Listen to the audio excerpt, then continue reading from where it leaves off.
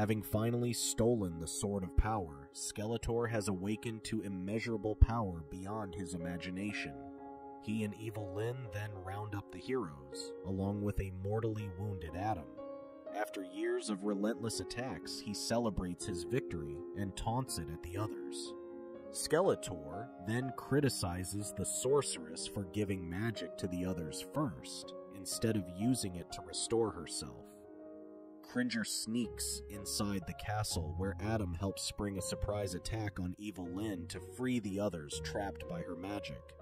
Duncan quickly asks Teela to escape with the others while he holds the enemy long enough for them to get out. Initially hesitant, Teela leads the others to escape, but Skeletor recovers and closes the door to trap them inside. Skeletor, Evil Lyn, and Beastman corner Teela and the others. The sorceress could no longer stand by and watch, so she gathered enough magic to restore herself. She then uses her magic to stop Skeletor, but he slowly approaches her, blocking her magic with the Sword of Power.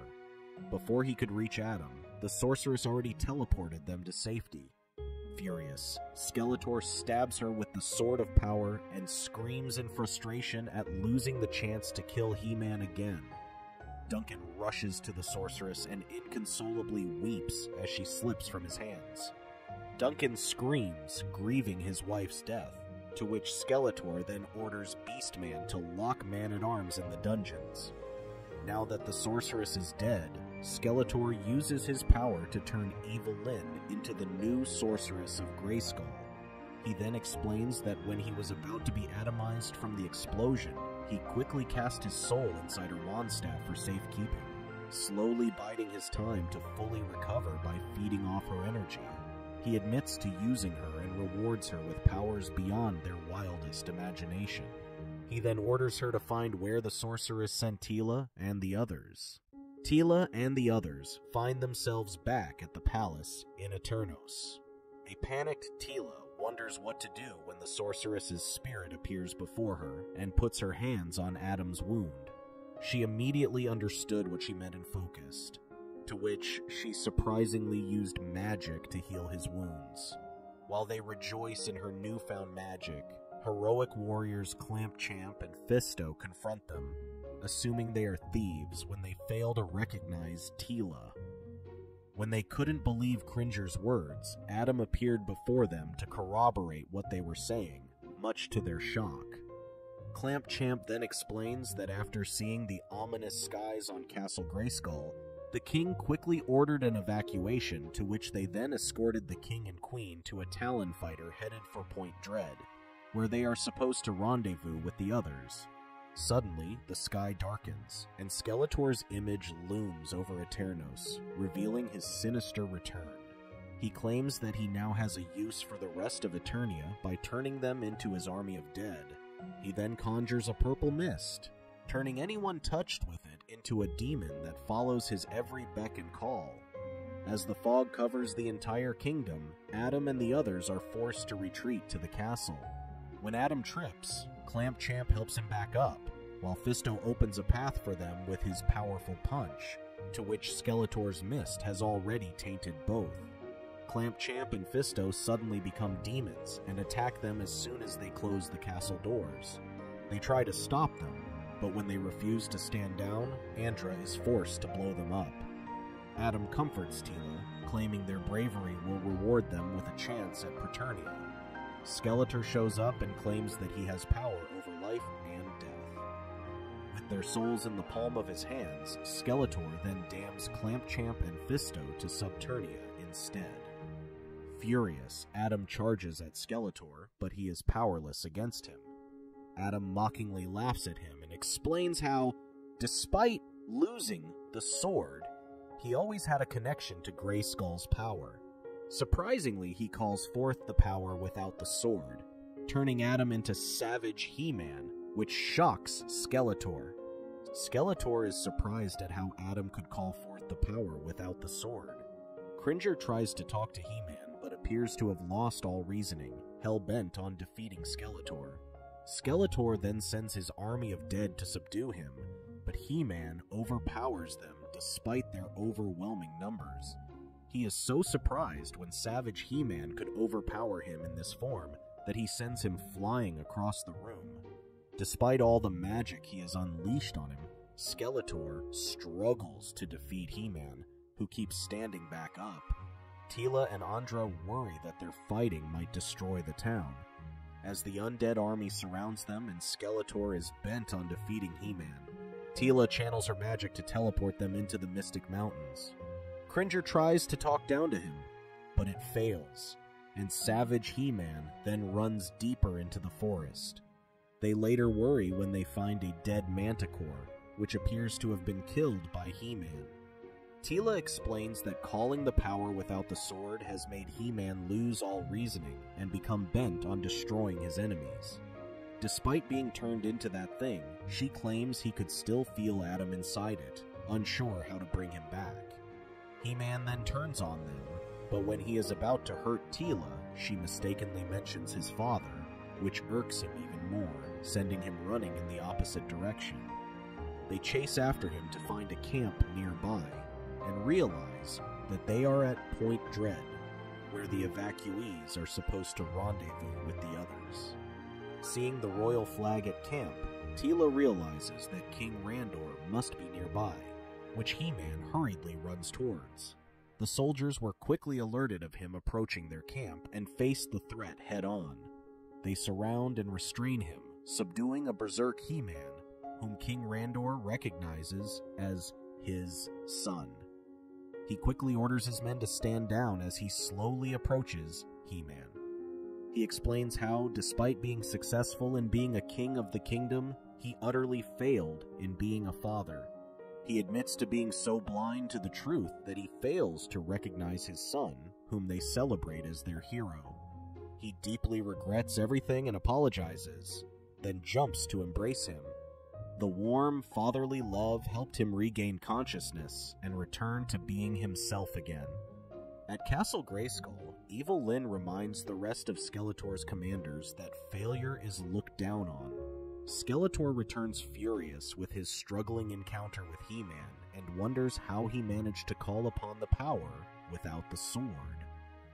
He starts questioning her loyalty and wonders if she helped him now that she is the new sorceress, which she sternly denies. Skeletor later visits Duncan in the dungeon in search of answers, supposedly trapped inside the cell with the rampaging Orlax the Primaria to torment him. Skeletor explains how warriors like them are best fit to die in battle, not inside a cage. Duncan claims that despite all that power within his grasp, Adam refuses to abuse it, and only uses it when needed to punish evildoers like him. Later, Beastman checks in on Evil Lyn and tries to convince her to take Skeletor's place as their new leader, now that she has become powerful enough to fight back against him. After their heartwarming reunion, King Randor thanks Teela for bringing back his son. He even acknowledges Andra, who has been revealed to be a big help to Teela and the others. When he is about to reward her, Andra explains that she only wants to become part of a family, to which King Randor awards her the position of lieutenant in his royal guard. Suddenly, Queen Marlena arrives and rushes to camp after hearing the alarms from a distance. She breaks down in tears when she discovers that Adam has returned, but when they are about to celebrate as a family, Marlena gives Randor a look, suggesting that they aren't on good terms. After their brief reunion, Marlena talks with Adam, explaining how Randor blames her for not telling him about his secret. At first, she resented his blame until she eventually resented him. She thought of returning to Earth, but things happened so quickly that they had to evacuate the kingdom when they realized something happened at Castle Grayskull. Adam feels guilty that his secret has driven his parents away from each other. Later, Adam speaks with Teela and tries to tell her that the sorceress is her mother, which she already suspected. He apologizes for keeping it a secret, to which Teela claims that the sorceress had her chance but didn't approach her, implying that she had made her choice. Evil Lyn starts doubting herself that she meets Duncan in the dungeons. Despite all her power, she remains a pawn of Skeletor, obeying his every beck and call. While basking in all of its power, Skeletor invites evil Lyn to witness the universe while immersed in all of its power. He claims they are simply a speck in the vast cosmos, and everything they do does not matter. Soon, all the planets will align in what he calls the celestial apex, making Eternia the center of the universe again. This magnanimous event will grant him power not only over the universe, but also over existence itself. Evil Lyn is overwhelmed with realization and describes the universe as empty, with no grand design or meaning, only pain. In the end, they are all alone in the vast universe. Skeletor pulls her out before she has any more of such realizations, worried that gazing too much into the horrors of the void could be addictive. Even with all that power, Skeletor is obsessed with only killing He-Man and nothing else, much to Evil Lyn's disappointment. When she ridicules him, he lashes out and calls her Gutter Rat, a call to a time when he first found her. Born in the Zalesian slums, Evil Lyn recalls her starving parents trying to eat her on her 5th birthday. Fearing for her life, she runs away and hides in the gutters, where she knows they will not find her. For 20 long years, she has survived living in the sewers until one time she gets caught stealing from a wealthy man. His guards chase her to an alley and are about to hurt her when Skeletor shows up out of nowhere and saves her. Skeletor took her in, taught her how to fight, enhanced her magic, and gave her a place she could belong. Worried that Skeletor would long get her killed, Beastman urges her to free herself from him, to which she agrees. Later, Evil Lyn tricks Skeletor into releasing the power, and she steals the sword. Worried that he doesn't stand a chance, Skeletor escapes with his life. With the sword, she calls upon the power to transform into God Lyn. In her first order of things, God Lyn addresses everyone and has them witness as she destroys Preternia with a finger flick, killing everyone and everything in it. She explains that there is nothing to live for, only chaos, and to chaos they shall return. Adam and the others hold an emergency meeting to prepare for what comes next, when Skeletor suddenly surrenders to them. Faced with their greatest threat, Teela tries to tap into her magic to psychically call out to Eternia for their aid in the final battle. Even Andra struggles to get the message across as Evil Lyn has used her powers to block off all forms of conventional broadcasts. Meanwhile, Adam talks to Skeletor about their plans to defeat God Lyn. He reveals that once the Celestial Apex begins, God Lyn will become unstoppable, tapping into immeasurable power from the entire universe. He claims they can best her if they work together and suggests Adam call upon the power even without the sword like he did when they fought. Adam tenaciously refuses, worried that he will go berserk again. He fears he'd hurt the others again like he previously did when he nearly killed Teela and his father. Adam claims he has a plan and begins with going to Castle Grayskull. Tapping into the power, God Lyn was horrified by a vision that she describes as the death of a god at the beginning of time. Beastman worries that God Lyn is letting all this power get into her head.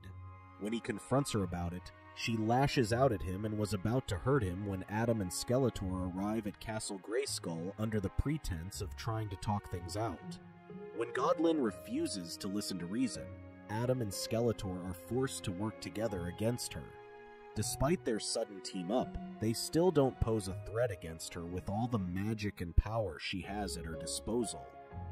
Adam explains that, although ineffective against her, they can still act as a distraction while Teela and Andra underground work their way to the castle.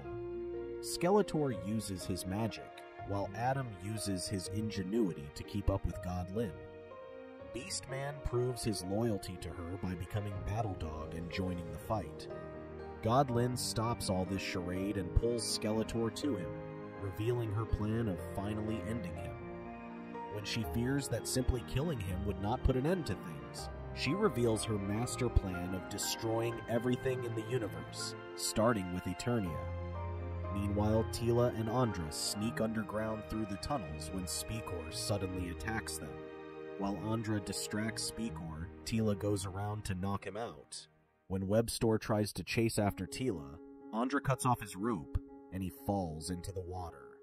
Blade appears out of nowhere and attacks Teela, but suddenly, Orlax escapes the dungeons and takes Blade and the others with it.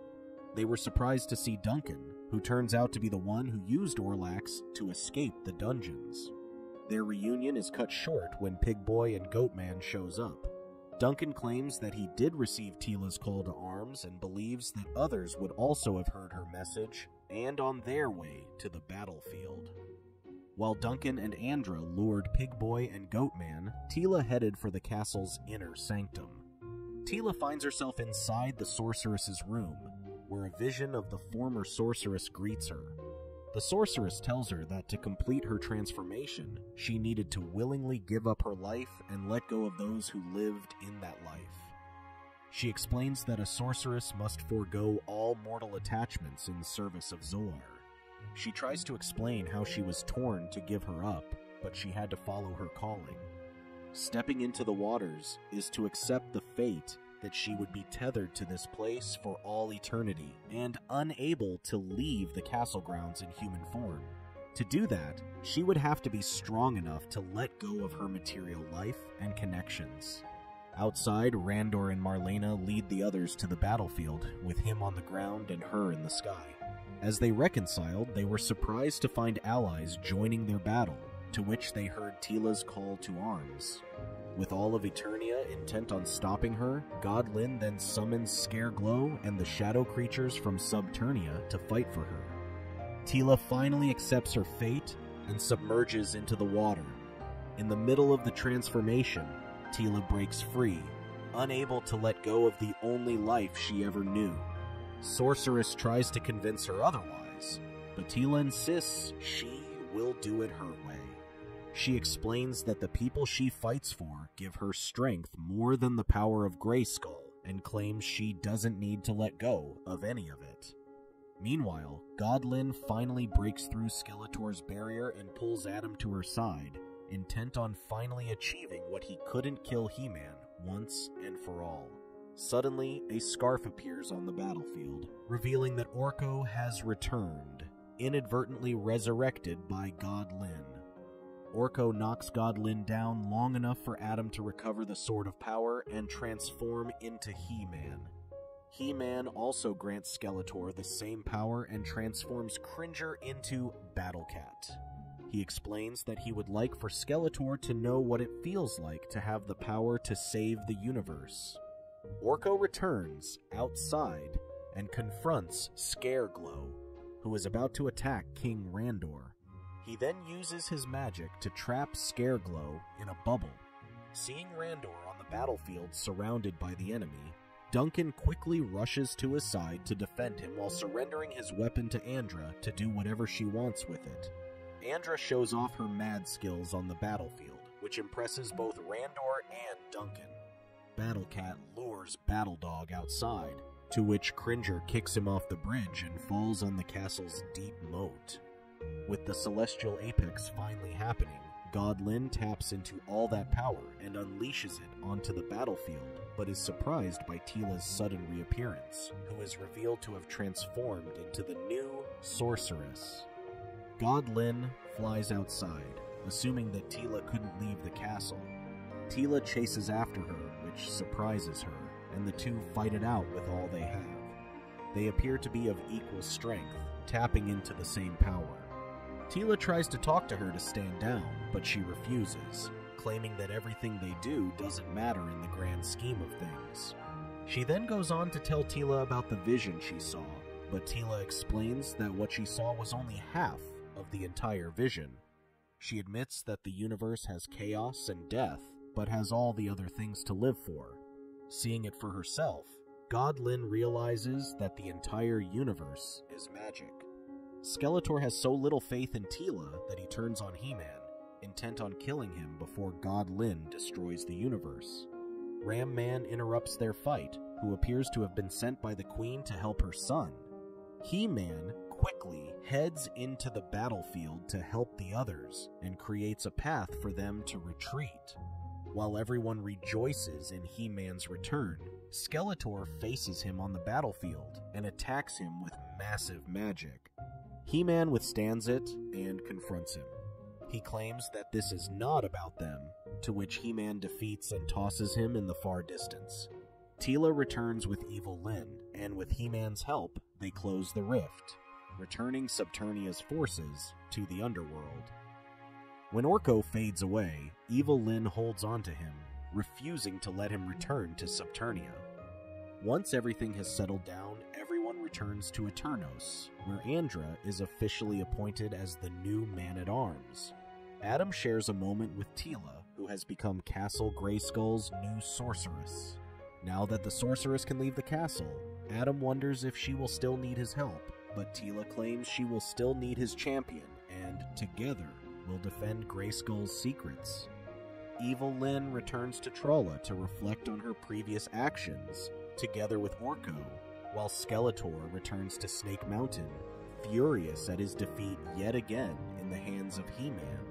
He condescendingly attacks the motherboard statue, but it deflects his magic, and it transforms into a giant humanoid. Triclops and Trapjaw then subdue him from behind while the humanoid infects Skeletor with the Technovirus. The symbol of the Horde appears later, and the ruler is named Hordak. Thank you for watching. Check out these other videos and make sure to subscribe and tap the bell to be notified about our latest videos. See you next time.